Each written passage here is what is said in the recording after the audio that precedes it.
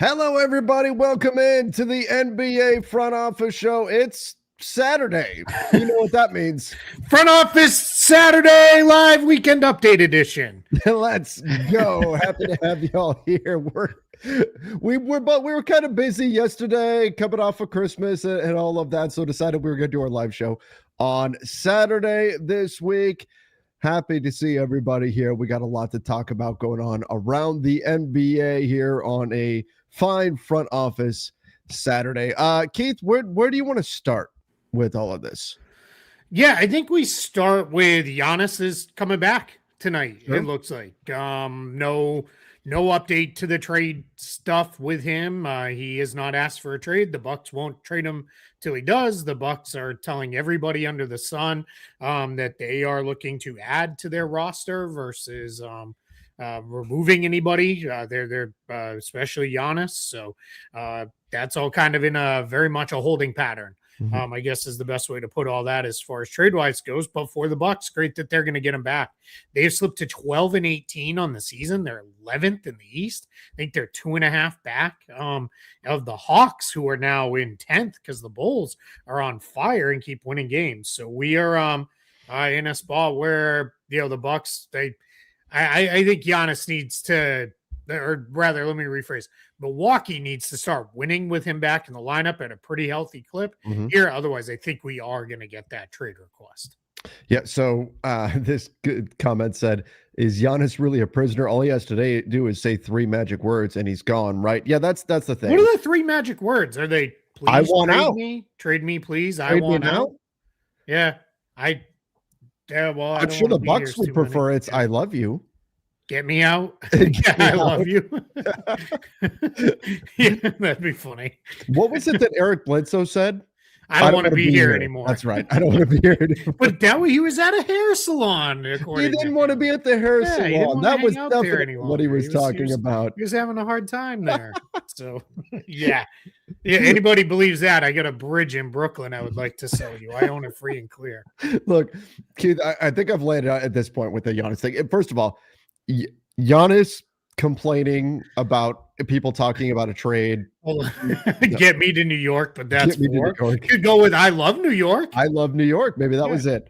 Giannis has no right or reason to complain about trade rumors when he's been fueling a lot of them with his very non-committal comments. All he has to do is say, "I want to be a Buck. I don't want to leave ever."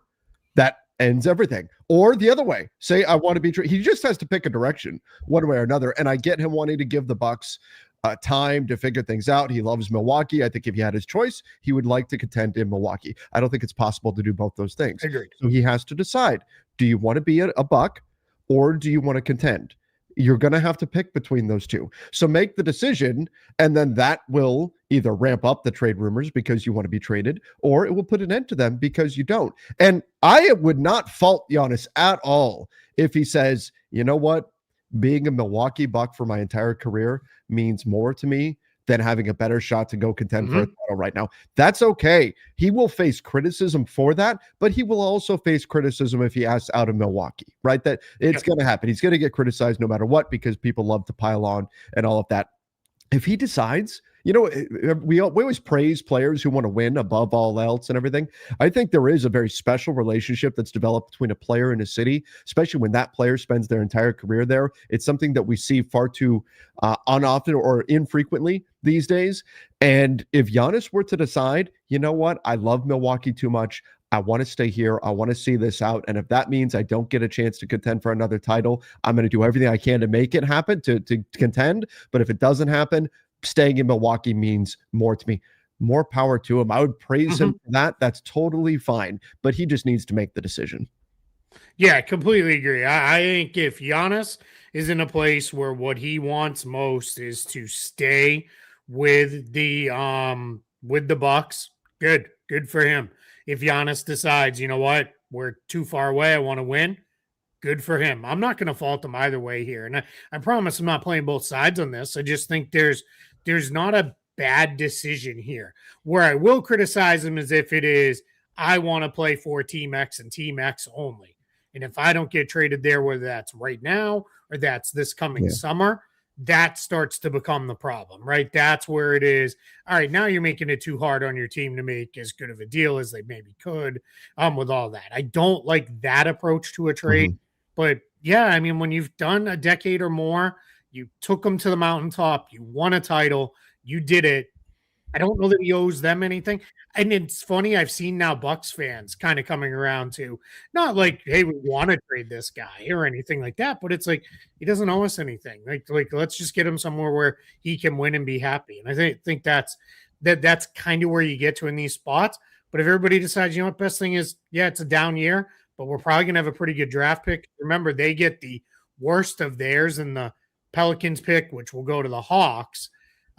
There's still let's go here. They still have a shot of having a pretty good pick. Yeah, we can go to the Hawks next. Yeah. So the Hawks, the rumor out there that, and this was from Chris Haynes, that if the Hawks do trade for Anthony Davis, it will not involve Trae Young, which isn't a surprise to me. Like I kind of assumed that, and maybe it was me jumping to a conclusion, but I don't know. Whenever we talked AD to the Hawks, I kind of thought like Trae wouldn't be part of it. He doesn't make sense as a target for the Mavs.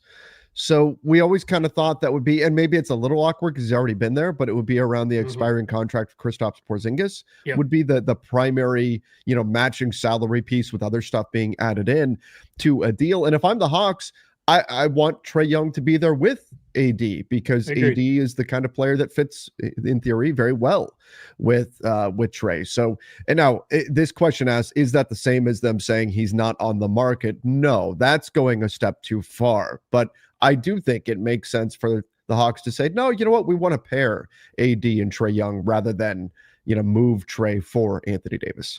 Yeah, agreed. I think, right, the big thing you need with Trae Young is guys who can protect him defensively, and AD can obviously do that. Even as AD has struggled at times on offense, he has always been an impactful defender. So now, if anybody missed it, AD did get hurt again. It's a groin thing. Doesn't sound like it's overly serious. Sounds like he's probably going to miss a couple of games, and then he'll be back. But as we know with AD, that's till the next time something happens, and that's just kind of how it goes. But the point that I think is good here is the Hawks do have paths to get to AD. AD makes $54 million and change. I'll take the change, by the way, in case anybody's wondering. But, but if he wants to just kick that over, just send it my way. But their path is Kristaps Porzingis. This is the easiest way, I think. Porzingis, Reece Shea, and Luke Kennard, 2 expiring contracts and a good young player to Dallas. They probably have to throw a pick or 2 in there as well. That's how you get there. Dallas probably, honestly, will probably just buy out Porzingis. And get out of his contract because they don't want to go down that route again. Kennard, you'll just let expire. Maybe you try to retrade him in another deal, and then Reece Shea along with the draft capital. Those are your gets in a trade like that. That's probably what it would look like. And if you're the Hawks, that leaves you with AD, Jalen Johnson, Trae Young, Dyson Daniels, Nickeil Alexander-Walker, Onyeka Okongwu. You've got to Krejci's played well. You've got enough depth kind of in reserve there. Because if you think about it, you're not getting anything out of Porzingis. Reece Shea is a nice young player, but you've got depth that you could kind of make that work.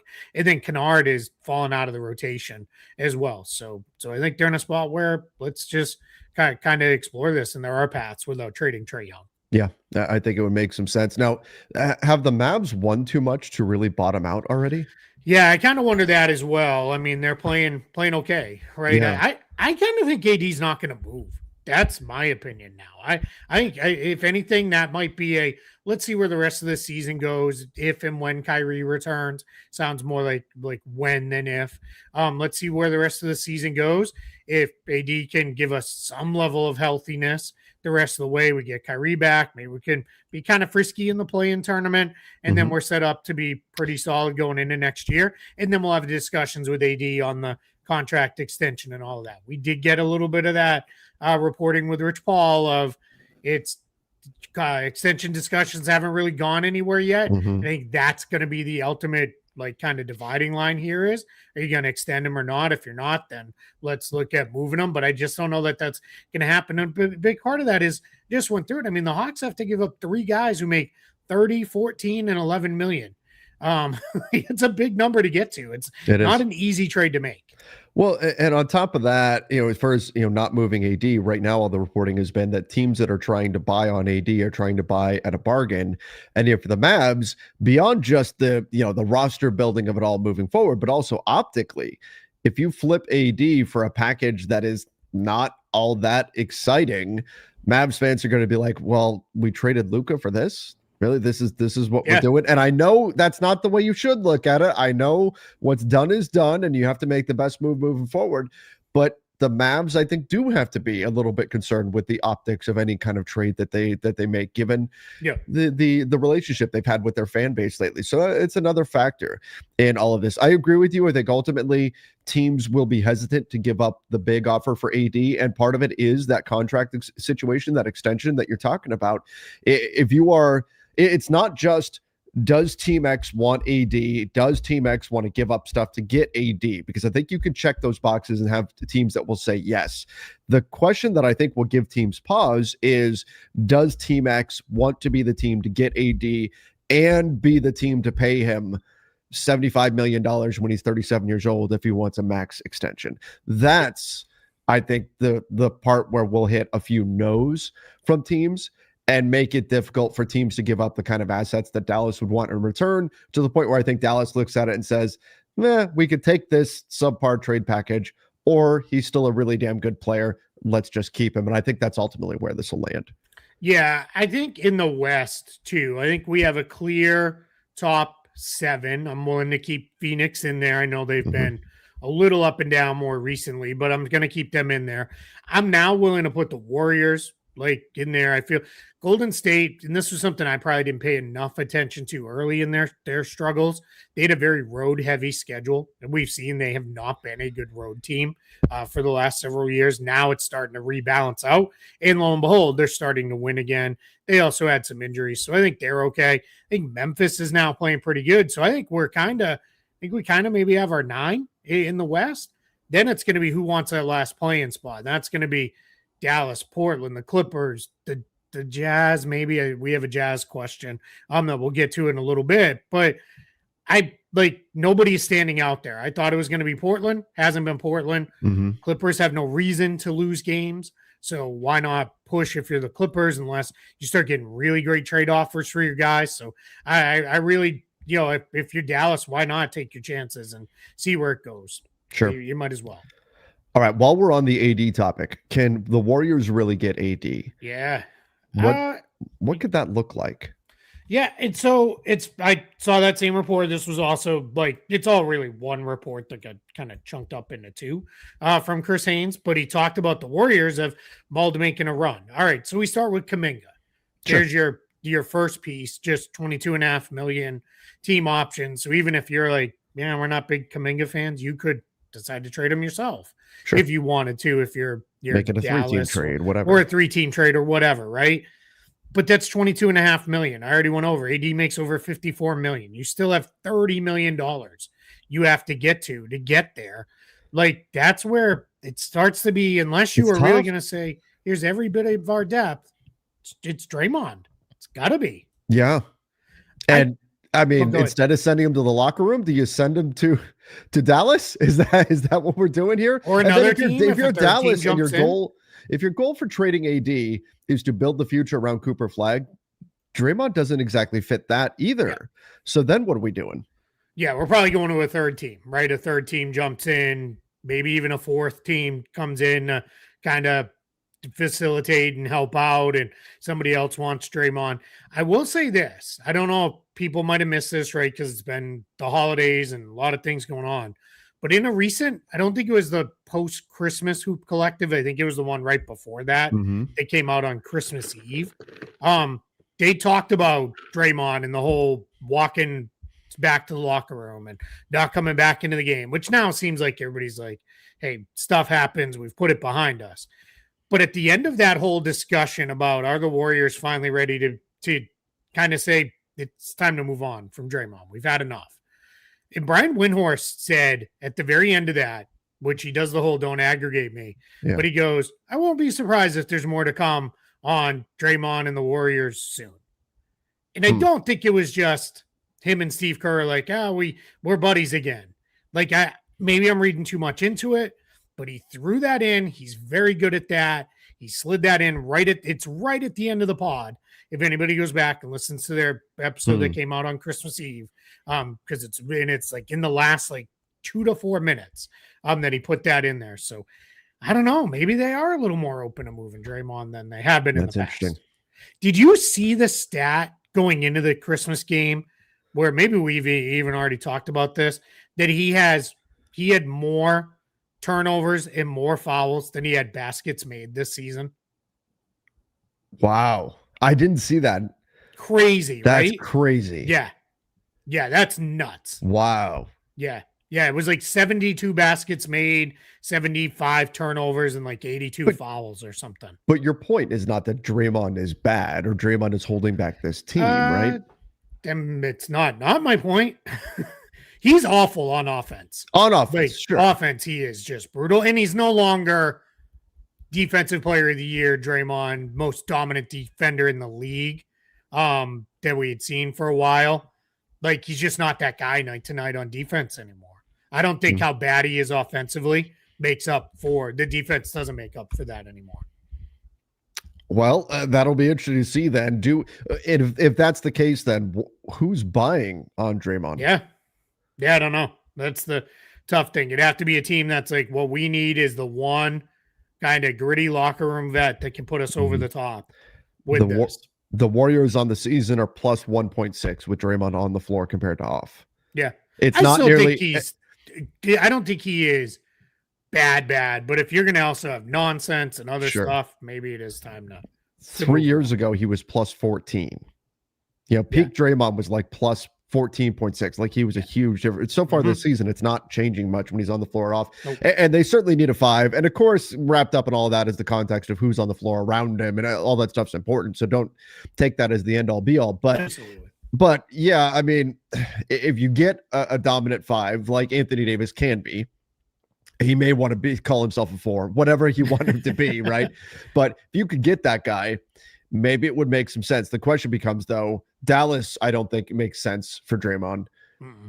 A third team would have to get involved that would want Draymond to be a buyer in that situation, and then go from there. And if the Warriors are giving up Draymond in an effort to try to contend, what contending team is thinking right now, if we get Draymond, that's going to improve our chances to contend? If the Warriors giving up Draymond is going to improve their ability to contend. It's an interesting dynamic. And I'm not saying they should do this, but if you're Dallas and your goal is, all right, hey, if we're moving AD, let's not just replace with a bunch more salary. Let's try to maybe clear some salary out. Could you form some trade package around Draymond and Kuminga? Draymond goes that there's always been persistent stuff about him going home to play for the Pistons. Maybe the Pistons get involved and route like Tobias Harris to Dallas. He's on an expiring deal, and that's where that goes. That could be a thing. Sorry, I have the hiccups. All right. Let's go here. Merry Christmas to you guys. Hope you had a good day with family. Keith, I'm fully bought into the Celtics winning the East with Tatum, plus one more at center. Do the Clippers need an overpay offer to consider trading Zubac? I would say yes. Yeah, I think let's just say you're not getting him on any kind of steal. Yeah. It's just got to be a reasonable offer. I don't think it's here's everything, because the Clippers, it's very hard to get a read on them right now. Like, they seem very set on, we're going to push and push and push and push and try to win. But they're just not. I mean, they are playing better right now. We've got a super chat coming on them here in a little bit, but it's I don't know. I really don't know with this one. So, but yeah, I'm starting to have real dangerous thoughts on the Celtics myself. Like, they're playing so well. They are. It just goes to show, especially in the regular season, if you just show up and play really hard. And I'm not trying to make a side snipe at the Lakers, I promise. But if you just play really hard every night, good things are going to happen because not everybody does. Yeah, right? And they definitely have not been lately. That's for sure. Yeah. All right, let's go. Yeah, we'll see. I mean, I don't put too much into Jason Tatum being Jason Tatum the rest of this season if and when he does return. I think you have to be tamp down the expectations on what he may be. All right. Yeah, that's fair. I mean, especially coming off of the injury, like you shouldn't expect him to come back and be 100% Jason Tatum. Yeah. And I think fair. People might even expect them to be like 90% Jason Tatum when they should be expecting like 75%, maybe even less, just to what you don't want is excitement for him to come back. And then a week and a half in, let's say you lose 2 of 3 or something, and next thing you know, the conversation is, should Jason Tatum have come back? Like that's right. You don't want this to turn into. Yeah, exactly. All right. Who do y'all have as big names getting traded by the deadline? It's a tough market. Oh, good. I'm just going to say that there's so many of the sellers can talk themselves into being, well, we're not that far off. Maybe we don't need to sell. And so many of the buyers can talk themselves into, we might be just good as is. I don't like the way this trade market is suddenly shaping up right now, Keith. What's really interesting is in the last 2 weeks, the Spurs beating the Thunder 3 times. And yes, the Spurs are uniquely equipped to play the Thunder. I remember when people were like, you're nuts if you think the Pacers can keep it close against OKC in the finals. And they said they have size at the rim for rim protection and Miles Turner, and they have a multiple ball handlers, so the pressure's not going to impact them. Spurs do the same thing. They have size at the rim, obviously, and they have multiple ball handlers on the floor at all times. So, but what? Did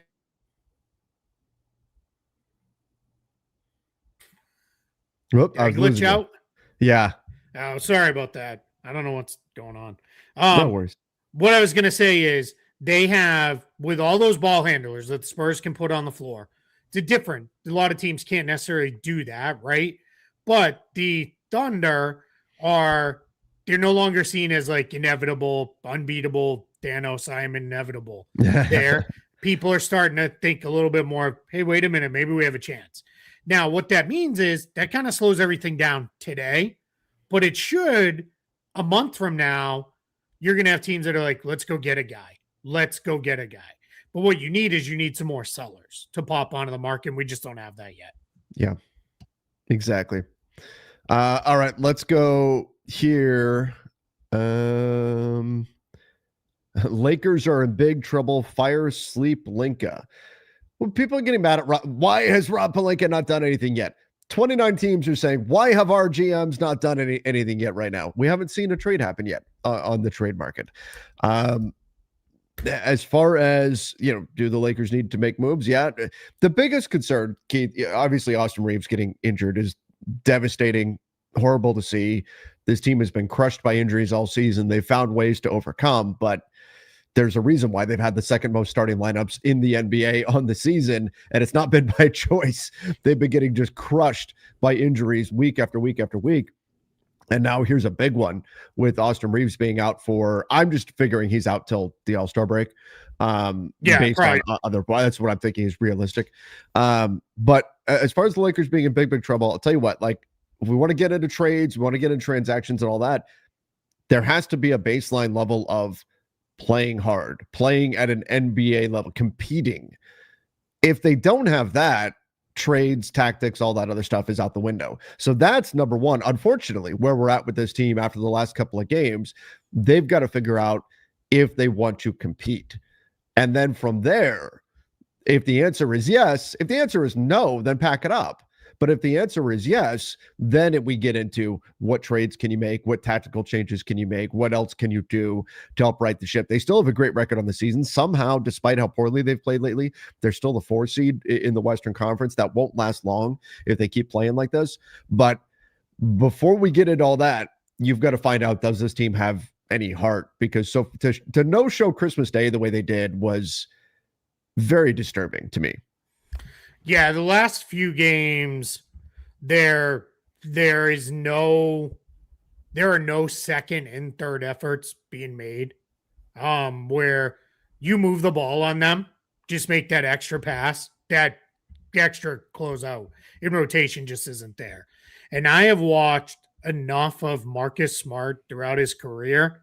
I could tell he's starting to get really frustrated on the defensive end with his teammates because he's putting in the efforts. And what that turns into, because this happened in Boston, then he starts being, I've got this kind of guy. And all of a sudden, if this doesn't correct effort wise, you're going to see him start trying to take shots that he shouldn't be taking. Things are just going to get messy. And then that's when it gets really sideways. Offense, still fine, right? With the Lakers in general. The Christmas Day game, it just all went to crap and they just kind of quit on it. But in general, the offense is good. The defense it's everything we talked about is if this goes wrong, this is how it goes wrong. Yeah. You have 3 primary guys who all start that don't play a ton of defense. And that's kind of where it goes to. That's hard. You could get by with 1.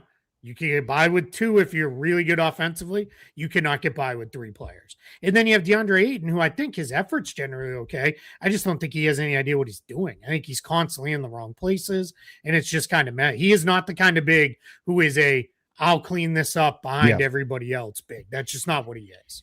And he's had, I think, a fine season. He was not good. He was low energy against the Rockets on Christmas Day. Everybody was awful that game. But in general, on the season, I think he's been pretty good, especially relative to the price tag. When you could, I mean, what else were you going to get that's going to produce at DeAndre Ayton's level at $8 million? Nothing. You weren't going to get anybody that was going to produce the way he has. But on a conceptual level, are you better off having a rim protecting, defensive oriented big more so than somebody who's got, say, the touch around the rim that Ayton has? He's been all but automatic with the 15-footer around the free throw line or so. There's pros and cons to that, and it's certainly a conversation to potentially have. But when you're struggling defensively, you find yourself pining for that guy that's going to just erase everything at the rim.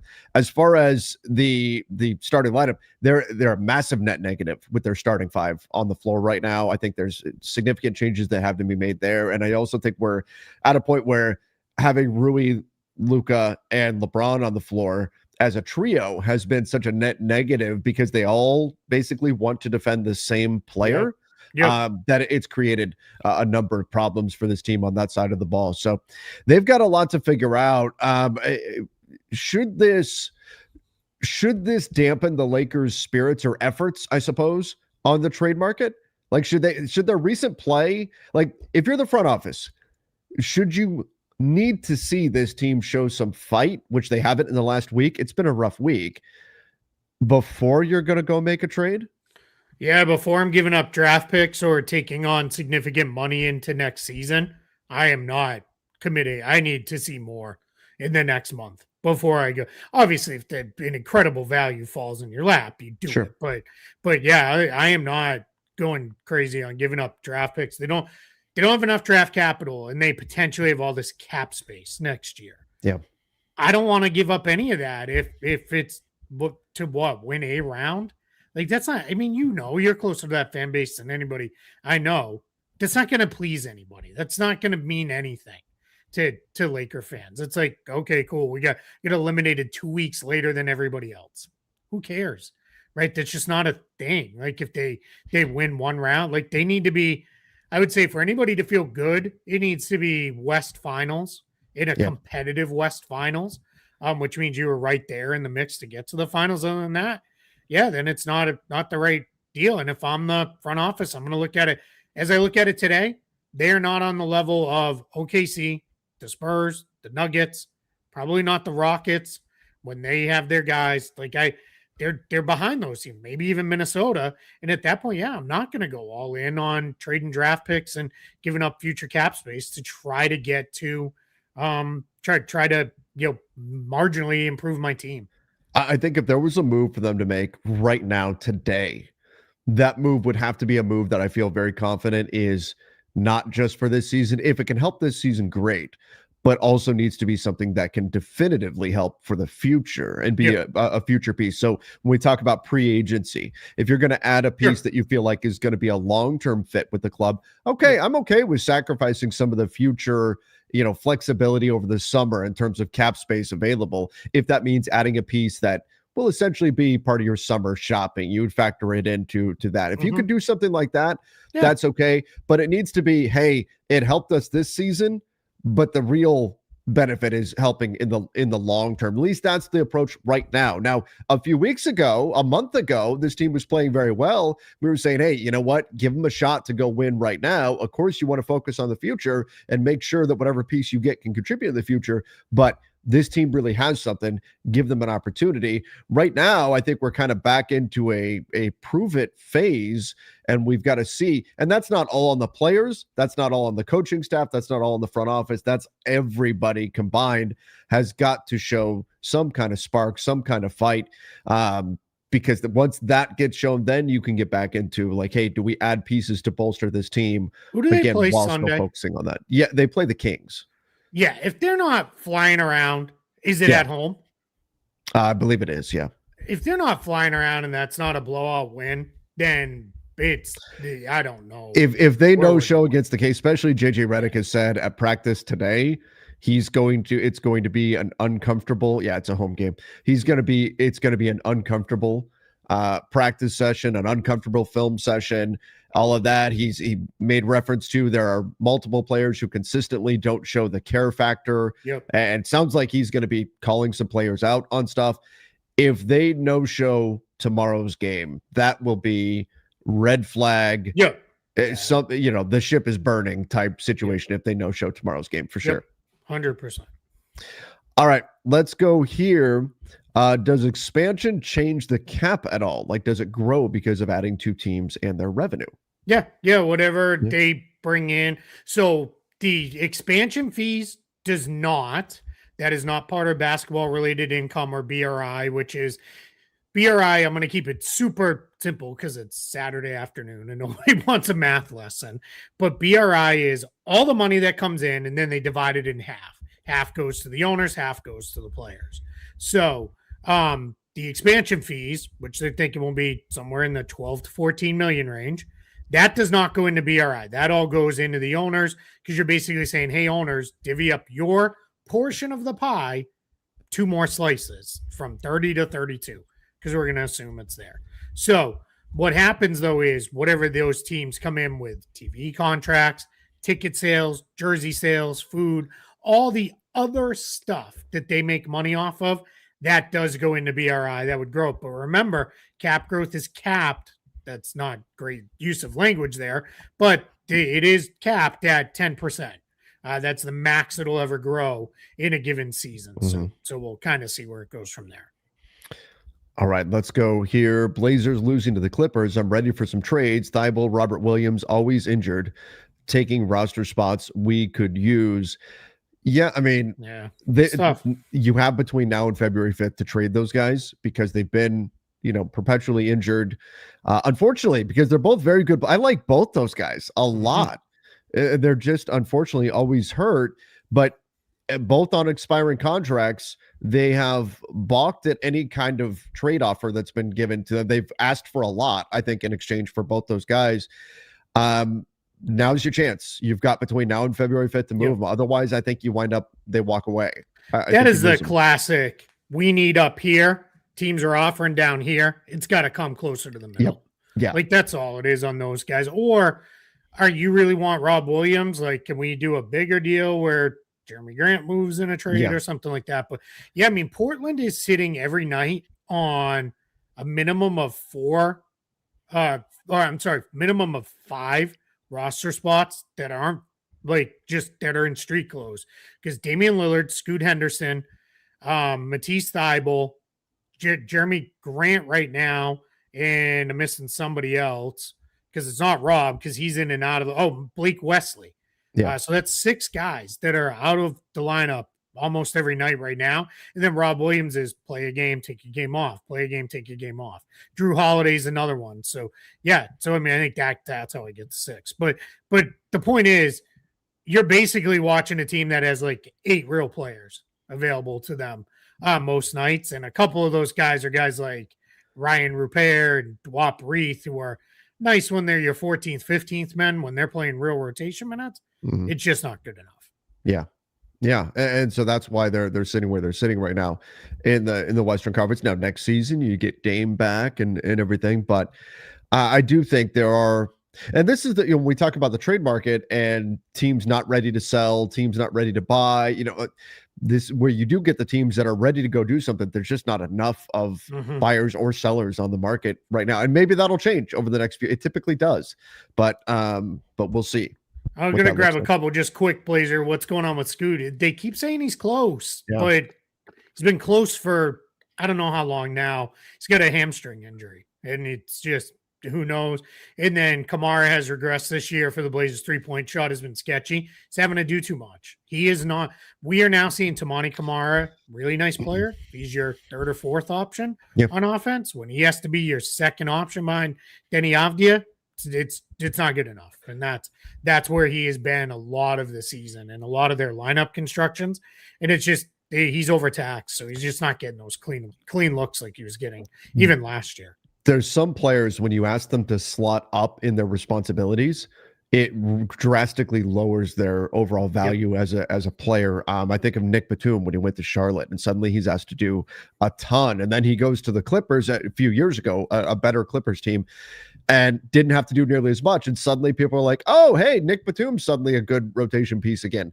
Yeah, because you're not asking him to do as much. And I think Kamara does fit in with that, where if you're asking him to do a lot offensively, you're going to diminish his overall production level, his overall efficiency greatly. There's some players who, hey, this guy's out. Now I need you to go get 40 for us tonight. And they can do that. There's other players where asking them to do that is asking too much. And I think Kamara fits that. He's a wonderful role player for a team. He's a player a lot of teams would love to have. But you ask him to suddenly become a focal point of the offense, and you're really not playing to his strengths. Yeah, absolutely. I mean, he's on a great contract moving forward, even with that extension. So, yeah, we'll grab this one, just super check him. And who do you think Portland could target? Just be careful. You're already slid to the bottom of the play-in tournament picture. Don't go nuts. Like be smart with whatever you do here and kind of take it to. You got some money coming off the books next year. You could kind of reset things a little bit. I would be very cautious of doing anything too drastic if I'm Portland. Yeah, agreed. All right, let's go here. Hey, Trevor and Keith, wondering how was both your Christmases and did you get any presents? Hope you're having a great holiday season. I don't know about yours, Keith. Mine was very good. It was great. Fun. Yeah, I'm Dake. I can speak for you with this. Once you're a parent, it's a lot more about your kid than it is anything that you got. We went on a pre-Christmas trip. We went to Biltmore estate in Nashville, North Carolina. It's fantastic. We had an absolute blast. That was kind of my wife and I's present, was to do that.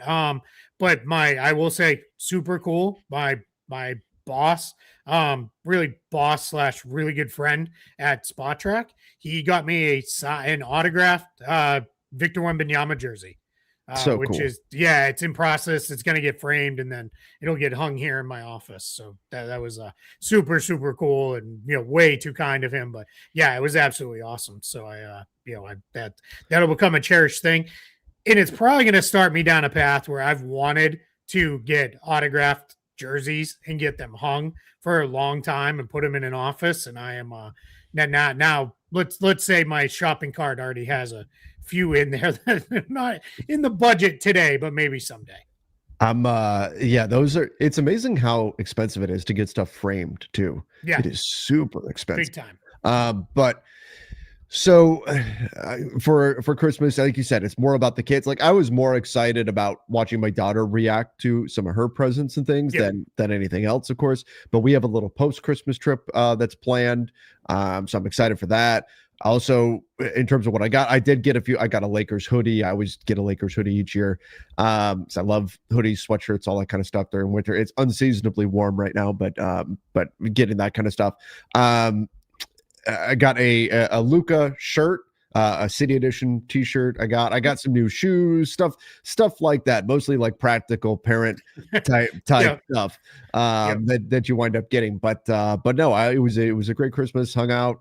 And relaxed with family, and it was nice until the Lakers played that night, and then they just disappointed everybody. But Man, I popped you on at the beginning, and you were like, "It's Christmas, yay!" And by the end of the game, I was like, "Do I need to put in a wellness check on Trev?" Like, he did not seem very happy. I mean, it's not like a lot of people say, "Oh, that ruined Christmas." No, like what I do with my family and everything is going to be more important than the Lakers winning or losing a game, as it should be. But it was for them to play the way they did. Like, I was offended is too far, but it was disturbing to say the least. Like, it was an offense to the basketball gods, let's say, the lack of effort that they put out in this game. That really upset me, seeing that they were the big spotlight on them, the marquee time slot, all of that, and to no show the way they did and to look as disinterested as they did on the floor.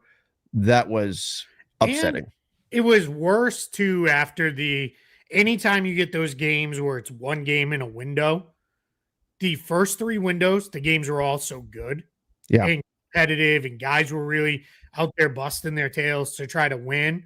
And I know the Spurs game kind of turned into a blowout late, but it was still like they were really getting after the Thunder. Yeah, it just was not. It was like, oh man. And then that Nuggets Wolves game was like just that was crazy. Like, that Jokic game. One of my they're here in Orlando tonight. The Nuggets are. One of my best friends is going to the game, and I was like, "Oh, you're gonna see Jokic." I was like, "It's like at this point, it's like a religious experience, right?" To him play. He's just so special. He's phenomenal. That's the one thing I can't say is even after being upset with the Lakers game, I flipped on the end of the second half of Wolves and Nuggets after our post game show, and I was still into it. I'm like, yes, basketball is awesome. Look at this. My gift was tickets for Celtics Nuggets on January 7th. So there you go. In the world. Yeah, man. Jokic is just, guys. I am telling you, if you can ever go see Jokic play in person, you go do it. Like, I'm not saying mortgage your house to go do it, but go do it. Like, he is just so and it's not like if you're not going to a game in LA, like I've done it and gotten in really cheap. As long as you're not going to a game in LA or in Golden State or in New York, you can get in. But like, you go see them play. Go see the Nuggets against the Thunder. It's not going to be as expensive as seeing the Nuggets against the Lakers in LA. Go see it. Go see him in LA. Travel about 5 hours north and see him play the Kings. Yeah, see him in Memphis. See him in wherever, and you can catch it for pretty cheap. Yeah, unbelievable. So good. All right, let's go here. Do you think Matisse Thybulle can be a legit rotation guy for a good playoff team? He's got to get healthy. If he's healthy, if he's healthy, he can be. Mm-hmm. Yep. Yeah. It just hasn't been healthy almost all year. Utah needs to tank. They have two good players and an up-and-coming coach. They have to keep their pick. That's what they have to do. They have to keep their top 8 protected pick. They can't lose that. I think what they're going to do is play enough to walk right along that line of keeping that pick so that then when it becomes, we're ready, we can go, because they have sent every expectation, and I've heard this from other teams, I've heard this from folks with the Jazz, other people, from agents, from some players. They want to be competitive next year. They're going to try to really take steps forward next year. So yeah, part of that I think is keeping the draft pick. One thing I am a little worried with them, they've drafted a lot of guys over the last couple of drafts. A couple of guys just look like there's just not going to be the minutes for them to even try to start to figure things out. Like Cody Williams was a lottery pick and he doesn't even get minutes. So that's tough. That's it. You got the Keontae George game winner. Like, celebrate that, Jazz fans, for sure. Enjoy those moments. But yeah, I think they ultimately do need to drop some games. All right, let's go. Is it still possible for the Clippers to make the play-in? Yeah, I think it is. I really don't want the Thunder to get a high lottery pick. Do you consider the Spurs a tighter contender now? I think the Spurs, I think they're, if you can beat the Thunder 3 times, that's got to put you in contention. No better person than Shai Gilgeous-Alexander said it. You're not better than a team if you lose to them 3 times in like 2 weeks. Yeah. Now, can the Clippers climb into the picture there? Yeah, I mean they're 2.5 games back right now. Yeah. We still we're not halfway yet through the season, right? We're not even halfway. We're 10 games off of that. Off of the halfway point. So yeah, they could get back into the play-in picture for sure. Yeah, that 100%. Like they're right there. And so here's my answer. Yes, still possible. Yes, I agree. I don't want Thunder to get a high lottery pick. Yes, the Spurs are a title contender. Yes. There you go. Yes is across the board. All across the board. Keith, does this injury change the value of Austin Reeves for his next contract? No, it's an injury. Yeah. Like it's not. It's an injury. It's not even. It is a serious injury, but it is not a severe career-altering injury. So, no, not at all. All right. AR is great, so it's hard. It's hard to justify trading him, but styles make fights. Teams don't win championships when the two best players are guards who don't defend. See, I've always contended that Luka's not a guard. Yeah, he's a ball handling wing. Yeah. But fair. I mean, can you have your top two players both be? I mean, at best, average. People will make it like they're turnstiles, and they have moments where they look like it. At best, their ceiling, if they're both locked in defensively, is they're maybe slightly below average defensively as players. Yeah, and I think where we'll push back on Luka not being a guard, in most of the Laker lineup constructions, he is, because they generally play 3, not bigs, but they play a big and 2 real forwards. Which is a mistake, I think. We've talked about this, that they 100% need to change agree. That. Yeah, 100%. Here, I would probably just start Marcus Smart now when they're that relatively full health and bring Rui off the bench. At least try it to see, because you need some point of attack defense in there. If you're going to commit to a true big and 2 forwards, and one of those forwards can't defend down a position, you're going to struggle to have a good defense, because Luka and Reeves are going to get picked apart. So that is not me screaming you got to trade one of the 2 of them. I think you can still build a really good team around them. I think you just you have to be very conscious of one of your other starters needs to be, even if they are a minus offensively, they have to be out there for defense. And then you got to have it some form of switchable wing forward size guy in the other spot with a big then around the 2 of them. And yes, I'm kind of taking LeBron out because I'm thinking more of after this season than right now.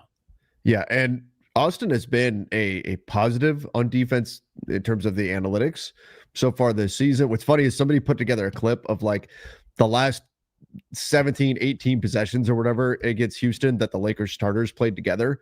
They got 2 stops on those possessions, and Austin got both of them. and now here we're at.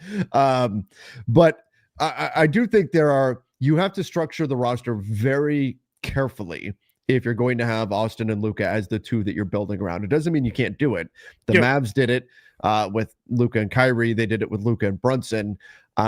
You can do it, but the other pieces have to be plus defenders. And so that's going to be the challenge. It's easier, I would say, if it's Luka and a quality defensive wing that can also shoot or something like that. If their 2 main pieces are 100%. Luka plus a super switchy defensive player, whoever you want. Like if it was Luka and I don't know, just throw a name at Evan Mobley. Luka and Evan Mobley is what you're building around. That's much easier conceptually to build around than Luka or Austin. I don't think it can't be done, but it just makes it so that every other piece on your roster has to fit a certain archetype. Yep. Yeah, that's if you're going to build a team around 2 on-ball scoring players that don't offer anything above average defense, you have to go heavy in the other spots to make up for that. And ideally, yes, you're right. You want 3 and D type guys, but so does 30 or 29 other teams. That's been the challenge. And we talked about this the other day on the Lakers Collective, but they've gotten stuck in a spot where they've spent 5 years now essentially trying to get back to the team they had. Yeah. And it's like they stumbled upon the new plan for roster building, or newish plan for roster building, and then won a title with it, and then went away from it, and now they're constantly trying to get back the pieces that they already had. Yep. Yeah, without a doubt. And it's hard because that's part of it. These are not easy things to do. Does it seem like Luka is gaining weight? I don't know. I saw people posting all these pictures of the make. I mean, the poster boy for this was James Harden. We're in the same week. This was like 7 or 8 years ago. We got a picture posted where James Harden looked like he weighed about 400 pounds. And then somebody posted him and he looked like he was ripped and ready to, be on the cover of Bodybuilding Monthly. Like, I don't know what to make of still photos from one place. I will say Luka this is just going back to when he was with Dallas as a younger player. He's just one of the most guys come in a little heavier and then lose weight. It's hard for them to keep weight on. He has been a guy who gains weight as the season goes along. I don't know what it is. I don't know why that happens, but that has generally been a thing in his career. So, but I mean, I don't know. I'll go back to what I said before. If Luka Doncic can put up 30-point triple doubles and be fat, I don't really care.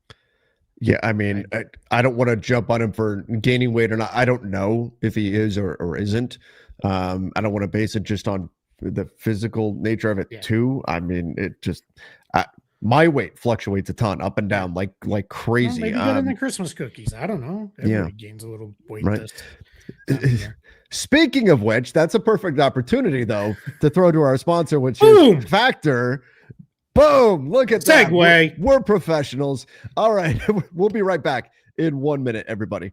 Factor delivers fresh, never frozen, chef-crafted, dietitian-approved meals to your doorstep, ready to eat in just 2 minutes. Designed to support your wellness journey, Factor eliminates the stress around cooking, planning, and cleanup so you can stay focused on your goals. Enjoy 100-plus rotating weekly options from meals and salads to breakfast, shakes, and more, all crafted for great taste and nutrition. Now featuring double the seafood and double the protein options compared to last year, meals are designed with ingredient avoidance by default. No pork, fish, shellfish, mushrooms, or spicy ingredients, so you can eat flavor-first dishes that fit your preferences. You can choose from plans like Calorie Smart, Keto, Protein Plus, Vegan, Veggie, and more, all designed to meet your unique nutritional needs. Most of the meals deliver 30 grams or more of complete protein to support muscle repair and recovery. Now enjoy new protein options like short rib, salmon burger, and bison sausage, part of our expanded high-protein lineup. I personally love Factor and find their meals to be super quick, easy to make, but also taste great while giving me the nutrition that I need. So head over to factor75.com or click the link below and use code CAPSPACEFB50 to get 50% off your first Factor box plus free breakfast for 1 year. That's code CAPSPACEFB50 at factor75.com to get 50% off plus free breakfast for 1 year. Offer only valid for new Factor customers with code and qualifying auto-renewing subscription purchase. Everybody go check out Factor. Use that link in the description down below. All right. And again, seriously, do go check out Factor. They've been absolutely fantastic. Really enjoy their stuff. Somebody complained about we paid for no ads. You didn't pay for anything. The show's free. Yeah. You paid absolutely nothing for this show. Are you talking about like the YouTube Plus or whatever? Paid YouTube. You didn't pay us. Premium. YouTube Premium. That's what it's called. Don't pay me, and then I'll make it free. All right, here we go. Let's go. Besides, I think we can handle a minute of an ad in the middle of an hour plus long show. I'd like to continue to live indoors. Sorry, guys, we have bills to pay. Worst case scenario. With in these 4 weeks without Austin Reeves. So first of all, I immediately need to push back at the 4 weeks thing, because again, I hate it. I wish I was wrong here, but 4 weeks reevaluated does not mean return. I'm looking at it as Austin Reeves is going to be out through the All-Star break. And if he's back before then, fantastic. Can celebrate that. But what's going to happen is we're going to hit the 4 week mark and people are going to say, where's Austin Reeves? And then fingers are going to start getting pointed. Why is he not back yet? It's reevaluated in 4 weeks. It's not return in 4 weeks. I think the safer way to look at it is that he's not back until sometime after the All-Star break. And that way, if he comes back early, it'll be a pleasant surprise. And if he doesn't, it won't be unexpected. My fear, and Keith, this happens all the time. It's not just a Lakers thing, it's around the NBA. Everywhere, yeah. Everywhere. It always happens. And then you start getting the fingers pointed. Why is this guy not back yet? Is something wrong? Are we not being given the full picture? All that kind of stuff. Reevaluate does not mean return. Yep. Yeah. Worst case scenario is the offense really falls apart. The defense doesn't get better, and they lose a lot more than they win. I mean, that's the worst case, right? Yeah.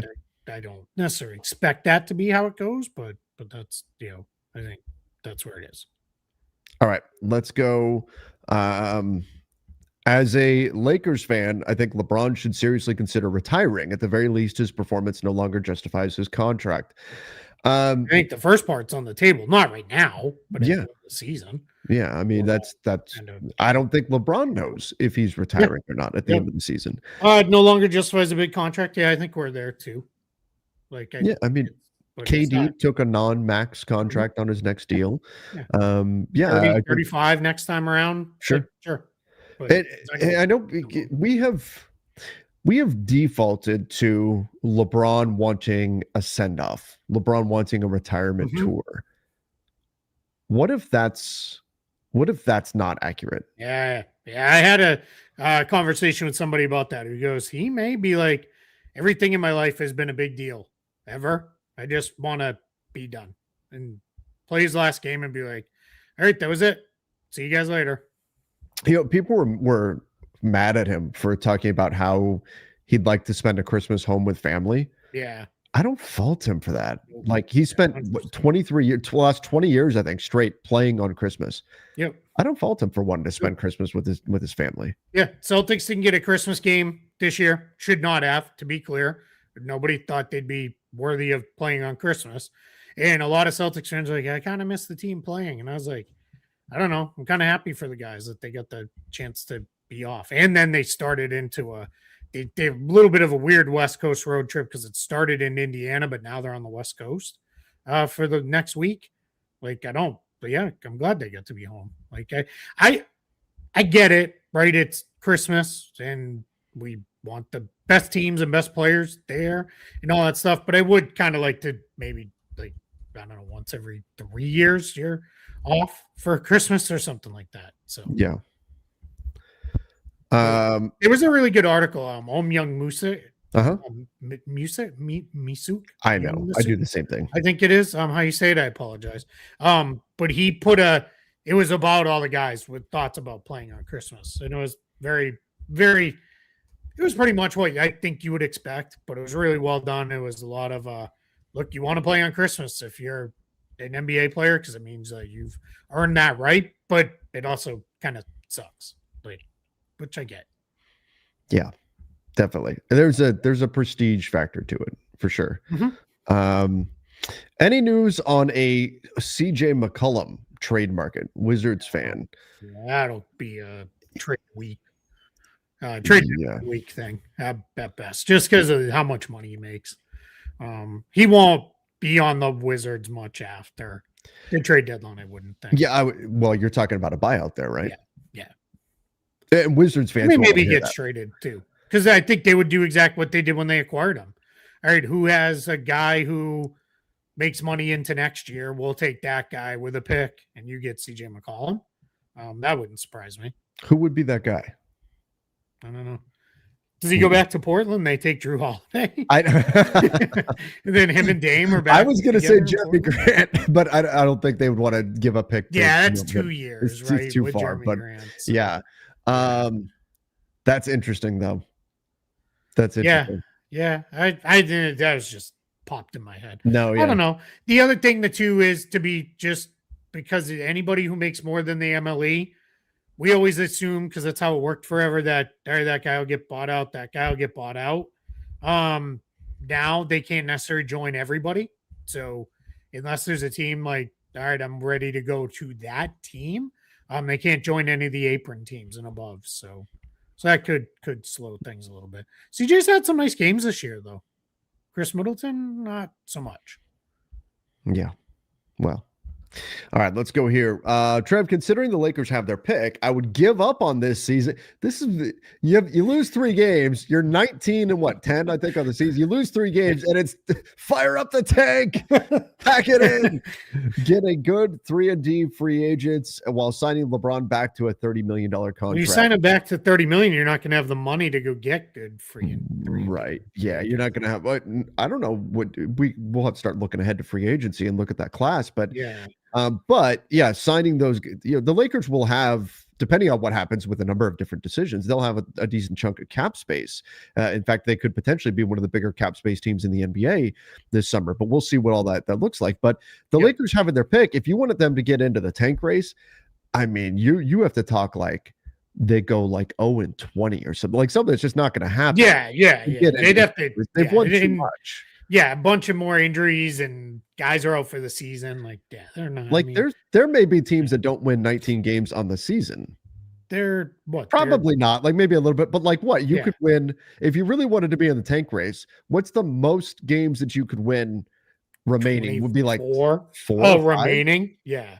24 total. That's just not going to happen.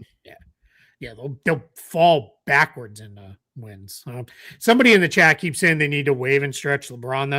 That deadline is long since passed. I had that conversation yesterday. There seems to be the misconception that you can waive and stretch a salary in the current season because we see it happen during the summer. But I was actually talking about this yesterday, and I couldn't remember what the deadline is. Is it the end of August? Yeah. Okay, I was right. It's the end of August to waive and stretch a player for this year's money. So what that would mean, for example, I use Jared Vanderbilt as the example. If the Lakers were to waive and stretch Jared Vanderbilt, the $11 million plus that's on his salary for this year would stay at $11 million. It would not open up flexibility for this year. It would be the future salary that would be stretched. Yep. But it's not going to happen anyway. I mean, rules don't allow for it, and it's not going to happen. Right. It's not going to happen. What do we got? We're over an hour, man. We are. Update went long. We got anything left? I think that's it. All right. Everybody. We appreciate all of you for being here. Don't forget to hit the subscribe button. I hope you all had a very Merry Christmas, and we'll see what next week brings. Hopefully something. We outside of Fridays, we like to come live when it's a reason to come live, and hopefully we'll get one here. Give us a reason. Yeah, not a Chris Paul salary dump. Like we're not going live for that. I don't know. Maybe we will at this point. I'm not sure. Yeah, only 104 likes. Come on, guys. Like Spike. Let's go. Yeah. Hit that like button on your way out. That's right. All right, everybody. Till next time. See ya and stay safe.